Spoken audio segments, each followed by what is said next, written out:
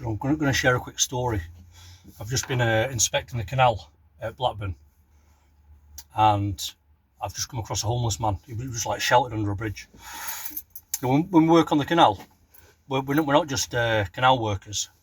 We do welfare checks. Make sure people are okay and stuff. And it's pretty heartbreaking. You come across somebody huddled in a blanket.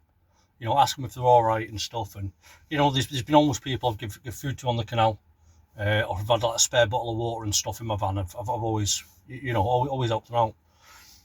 And it's not easy. I mean, people say to me like, why are you so caring? Why are you so passionate about stuff? You know what? In my life, I've faced genuine homelessness twice.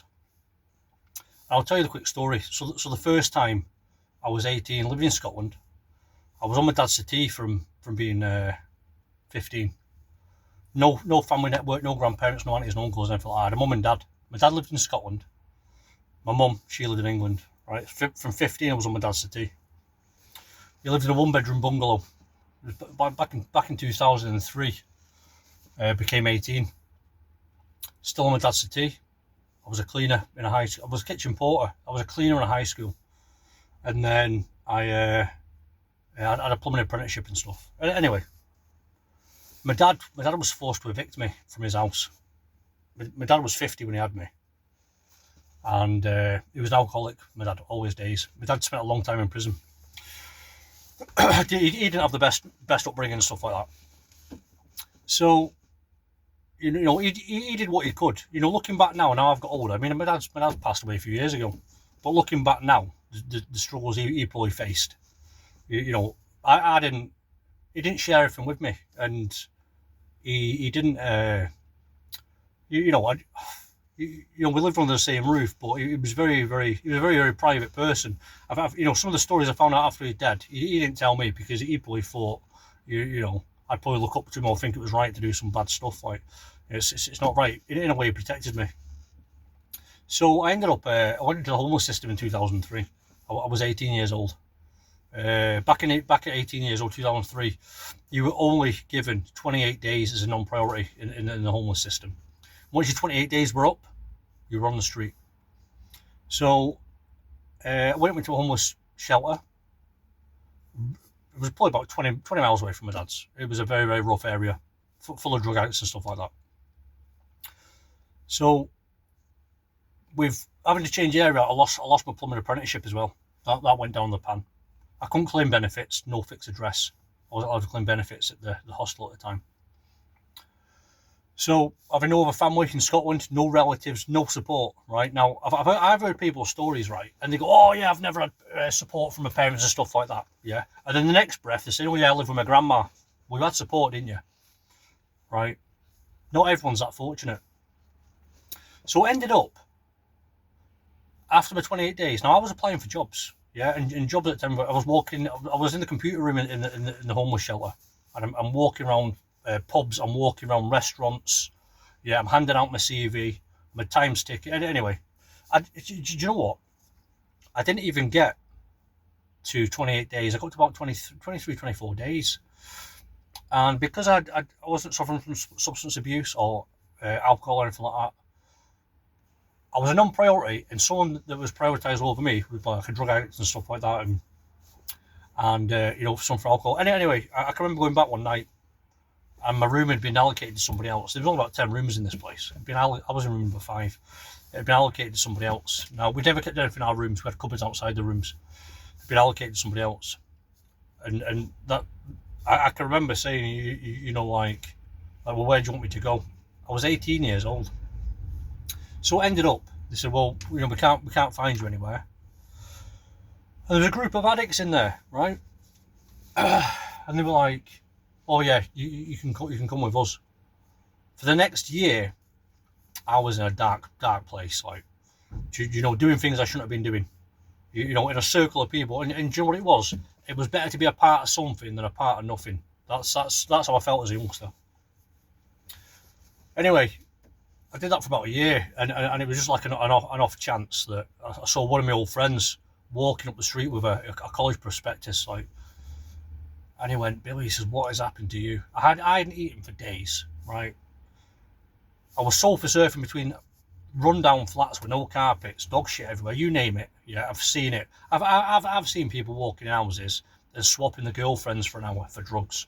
It's unbelievable what is really out there. Like, so, ended up, he did this lad. He was called Johnny. He says to me, he says, Bill, what's happened to you? And I was like, mate, I don't know. And he says, come to the college with me. He says, come on. He says, what do you want to do? Throw me this book. Anyway, I found a welding and fabrication course. It was an NC, National Certificate in Welding and Fabrication. And I went in and I sat in front of this tutor. And this is one of the few people who really helped me in my life. The gentleman was called Bill Young at Adam Smith College in Kirkcaldy, in Fife. And I sat there and he was like, you all right, mate? And I was like, you know what I mean? I probably hadn't slept for 3 days. And he said, can I help you? And anyway, in Scotland at the time, you got paid for going to college. There was a form called Money Does Matter. And he went, look, he says, I want to help you. Yeah, he says, I can see some good in you, I want to help you. So he enrolled me on a welding fabrication course. Filled in the form, and I got £600 in my bank.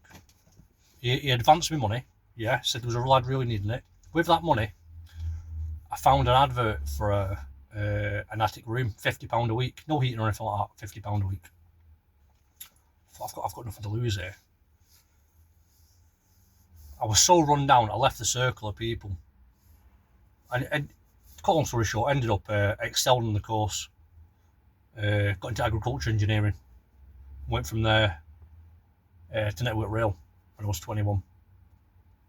I ended up being in the top 20 engineers on the rail network and the highest achieving apprentice Network Rail has ever had. 99 questions, written answers out of 100. Closed book. Yeah, I got a distinction in rail engineering. Anyway, that lasted. I had my career for just short of 12 years on the railway. I think 8 or 9 years into it. Nice house, many fast cars. Lived with my girlfriend. I was with her for 5 years. Went home one night. I ended up working away on the railway in a national department, very, very specialist department. So this is the second time I became homeless, was when I broke up with my missus. I had money in my bank. Ended up going home. She went with someone else. I packed 2 bin bags and a mountain bike and I left her. Anyway, I went to my depot, which was Preston Depot. Even with money in my bank, yeah, I phoned around B&Bs, full. I found a house share. Guy says to me, yeah, you can move in tomorrow. I paid £650 down. He phoned me back the next day and went, there's been an issue. The guy's not leaving for 2 weeks. Where was I supposed to go? Well, okay, fair enough, could have got a hotel or something. But I thought, why am I going to fork all that money out? Anyway, what I did, I stayed in my drying room in a porter cabin in Preston Depot. Bought a camp bed, sleeping bag, and I stayed in my depot for 2 weeks. Now, the second time I became homeless, that would have broke me. If I hadn't have experienced what I experienced as a younger person, where I was really homeless, then I would have broke the second time. It made me resilient. At the time, I despised my parents. I absolutely despised them. My parents were older. You know what I mean? My parents were like grandparents. My dad died when he was 80. I was 30. Just a bit over 30 when my dad died. But I think life is only what we're used to. If we've had a support network all our life and something really bad happens, it can break us, lead to depression.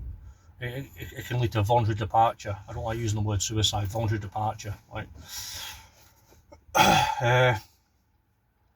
and like I said, I despise my parents. Looking back now, I am so grateful my parents were like they are. I am resilient to anything. Like, I've got a great daughter there. She's 16. She works. She's got my work ethic. Do you know what I mean? I've had a really good job over the years. and you know, spend time on the canal now. So when people say to me, you know, like colleagues, Billy, you're so lively and you're so happy, because I genuinely know what it's like to rough it. You know, never had family support. I've never had a support network family. All my friends, when I got older, came to me for help. You know, I cared for my dad till the day he died. You know, with how my dad treated me, and I went back. I left the railway, took voluntary redundancy to look after my dad, and I cared for my dad in bed till the day he died. And yeah, I think you know what, you know, work on the canal, and you know, I genuinely care about people. You know, just spoke to that homeless man there. Sat had 5 minutes with him. You know, what the world has become, I don't know. You know what I mean?